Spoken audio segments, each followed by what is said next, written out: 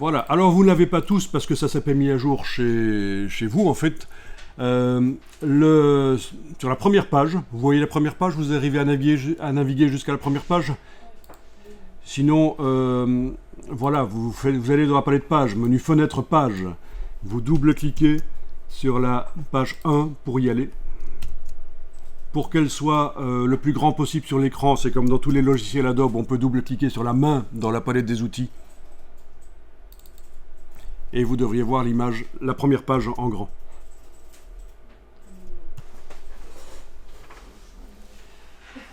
Voilà, donc ceci, c'est un effet graphique qui a été fait rapidement avec des effets d'encoche, on appelle ça. C'est-à-dire que sur les caractères, il y a 4 caractères qui sont tout à fait indépendants pour écrire le mot wild. Et sur les caractères, il y a eu un contour blanc qui fait en sorte que quand on superpose les caractères, ça fait des effets graphiques d'encoche. Ça fait partie des dizaines d'astuces graphiques pour obtenir rapidement des choses qui sont pas trop mal. Donc ça, c'est fait en 1 minute. Hein. 1 minute. Et en plus d'avoir cet effet de superposition de caractères, le montage, les 4 caractères ont été enregistrés dans un document sur le disque dur et réimportés dans ce document InDesign de manière à pouvoir couper, en fait, les faits. Ça fait partie du graphisme. Alors, j'aimerais savoir, la palette des outils, vous l'avez en 2 colonnes ou en 1 colonne? En 2, c'est parfait. Si vous ne l'avez pas en 2, je vais vous demander de la mettre en 2 avec la double flèche ici, ce sera plus simple pour la suite. Voilà. Et si jamais vous avez cliqué sur la croix, il faudra aller récupérer les outils par menu fenêtre et ce sera outils. Voilà. Et alors en bas de la palette des outils, vous avez 2 icônes. Vous avez l'icône qu'on utilise quand on construit le document. C'est l'icône l'affichage normal. Et vous avez l'icône qui permet de visualiser à quoi va ressembler le document quand il sera utilisé ailleurs. Vous voyez la différence. Et quand vous êtes en affichage normal, vous voyez des choses bizarres, vous vous dites tiens, il y a quelque chose de bizarre, c'est que il y a des images sur le côté, c'est pas normal, mais pas du tout. C'est ce qu'on appelle la table de montage, c'est-à-dire que sur le côté, là, on fait des choses et ça ne se retrouve pas dans l'impression finale, mais c'est un peu comme dans la vraie vie, quoi. Vous êtes en train de faire une œuvre, vous faites les choses sur le côté, puis vous amenez sur l'œuvre.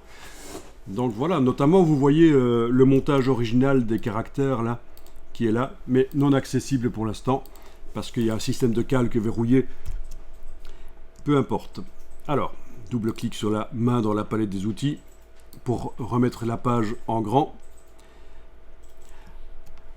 Donc ici, c'est un système qui a été mis en place pour faire une couverture. Quand on est à court d'idées, mettre des images côte à côte, les images qui sont utilisées dans le document, les images principales, ça peut être une bonne astuce.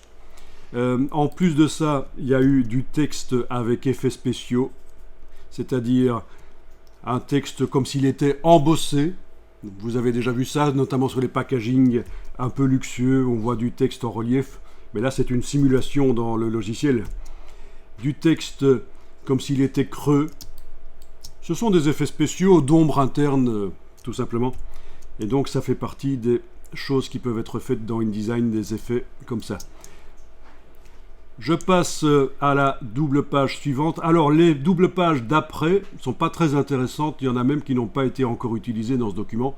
C'est un document 16 pages, vous allez voir que souvent les documents pour l'impression c'est un multiple de 4, c'est pour une raison technique. Mais ça de toute façon, si vous parlez à un vrai imprimeur avec qui vous allez travailler, il va vous l'expliquer. Et sur les sites d'impression en ligne, c'est bien expliqué aussi. Donc la double page ici, 2 et 3. Le numéro 2 a été supprimé de la page 2, mais c'est quand même la page 2. Vous avez quelques exemples de choses qui peuvent être faites concernant les images. Alors voyons un peu ça, on va peut-être aller voir déverrouiller un calque pour pouvoir quand même manipuler, sinon c'est un peu frustrant. Vous allez dans le menu fenêtre jusqu'à la palette calque. Donc les calques, c'est comme dans Illustrator ou Photoshop, ce sont des niveaux de construction. Leur but, c'est de séparer les éléments pour pouvoir mieux manipuler. Sinon, on se retrouve avec 50 éléments superposés et quand c'est sur des calques séparés, on peut verrouiller certains calques pendant qu'on travaille sur un calque. Alors le calque que vous allez devoir ici déverrouiller, c'est le calque qui s'appelle Image. Donc vous cliquez sur le verrou ici et c'est déverrouillé. Et comme ça, les images sont manipulables. Vous arrivez à zoomer, Alt roulette, c'est comme dans les autres logiciels Adobe, Alt roulette. Barre d'espacement sur le clavier permet de bouger. Donc Alt roulette, c'est l'équivalent de la loupe. Et barre d'espacement, c'est l'équivalent de la main. Donc comme ça, on navigue rapidement dans le document. Alors, ici, c'est juste un effet qui est montré pour montrer qu'on a la même image qui est dans deux blocs séparés. Vous pouvez tester, vous double-cliquez sur le koala. À ce moment-là, vous devriez voir un cadre brun. Et quand vous cliquez et vous bougez, vous voyez que vous pouvez bouger l'image. Voilà. Autre chose, avec la flèche noire, on va cliquer à côté pour que le cadre brun soit plus là. Vous allez faire ceci. Vous allez prendre la flèche blanche en haut à droite de la palette des outils et en enfonçant la touche Alt, vous allez cliquer sur le bord d'un des hexagones avec la touche Alt. Vous voyez que c'est une flèche plus quand on enfonce la touche Alt, la touche Option sur votre clavier. Une fois que vous avez fait ça, vous lâchez la touche Option, la touche Alt et vous pouvez bouger cet hexagone pour repositionner. Donc vous voyez un peu comment ça fonctionne du coup. Voilà, on peut même les superposer comme ça, c'est pas un problème. Donc c'est très graphique. Donc par rapport à un logiciel comme Word, on est beaucoup plus libre de faire des mises en page créatives comme on veut, c'est ça qui est intéressant. Donc, je répète, j'ai d'abord cliqué à côté de tout, puis avec la flèche blanche, en enfonçant la touche Alt, je vais cliquer sur le bord. Et quand j'ai ça, quand les points sont devenus pas creux, je lâche la touche Alt, la touche Option, je la lâche, et puis je prends par le bord et je bouge. Mais c'est pas très important, c'est juste pour que vous voyez que c'est très souple. Voilà, vous avez aussi la même image qui apparaît dans les deux cercles. C'est juste des effets, comme ça vous voyez que non seulement on peut placer des images, mais en plus on peut faire des effets spéciaux. Vous avez ici l'image du renard qui, là où elle se superpose à l'autre, ça fait un mélange de couleurs. Vous pouvez tenter avec la flèche noire. Ne double-cliquez pas. Il faut absolument pas double-cliquer. Si vous avez un rectangle brun, ça va pas fonctionner. Il faut cliquer à côté pour désélectionner. Et puis vous cliquez une fois sur le rectangle du renard, mais pas sur le centre. Sinon, ça revient à double-cliquer.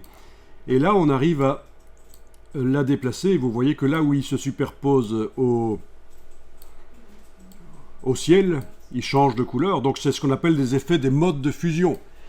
Donc c'est très créatif, très souple. Vous avez ici la même image qui apparaît à travers trois blocs qui ont été penchés et avec un contour dessus. Voilà le genre de choses qui peuvent être faites. Alors, ce qui nous intéresse ici, c'est ce genre d'effet et qu'on va voir aujourd'hui. C'est-à-dire, c'est un ours qui, à l'origine, est entouré d'autres ours. On l'a extrait de son décor. Vous voyez que c'est pas très propre ici parce que Photoshop a fait un travail automatique et il n'a pas réussi à bien faire le travail. C'est pour ça qu'il faut parfois revenir sur le dessus. C'est assez compliqué pour lui, tous ces petits poils qui vont dans tous les sens. Par contre, l'ombre ici a été recréée rapidement en moins d'une minute dans Photoshop. Enfin, en moins d'une minute, ça prend un peu plus de temps pour l'expliquer, mais si on doit le faire soi-même une fois qu'on connaît le système, en moins d'une minute, l'ombre est refaite. Et ça donne l'impression que donc cet ours est posé sur un fond blanc. Et ça, au niveau de la communication, des flyers que vous pourriez faire, tout ça, ça peut être intéressant. C'est une technique à connaître. Comment rapidement faire une fausse ombre. Et encore là, vraiment, elle pourrait être plus réaliste. On a fait ça vite fait. Alors, vous voyez qu'il y a des colonnes de texte. C'est du faux texte, c'est du faux latin. Bon, ne lisez pas parce que c'est vraiment dégoûtant. Par exemple ici, Nectium ture pro omnis. Nemporu en plus. C'est vraiment dégueulasse, ça doit faire mal. Ne lisez pas, c'est pas pour les oreilles prudes. Donc je rigole, ça veut rien dire du tout, c'est du faux latin. C'est vraiment des syllabes de latin qui ont été mélangées. Vous avez un titre qui, plutôt que d'être bêtement comme un titre comme on fait d'habitude, il est intégré. Alors ce qui est intéressant, si vous voulez faire la communication, c'est d'aller voir sur le web des publications existantes. Je vais vous montrer où on peut trouver des belles publications, des beaux flyers, des belles communications pour s'en inspirer. C'est une des premières choses à faire quand vous voulez communiquer. Vous allez voir ce qui existe, ce qui a été fait. Alors, sur les pages suivantes, c'est d'autres colonnes. Et c'est un flux de texte, c'est-à-dire que si on ajoute ou on enlève du texte, ça se modifie sur les autres pages. On ne doit pas se poser la question, tiens, si j'ajoute du texte, est-ce qu'il y aura la place ? Ben non, ça va repousser le texte vers le bas. Ou si j'enlève du texte, est-ce que ça va aller ?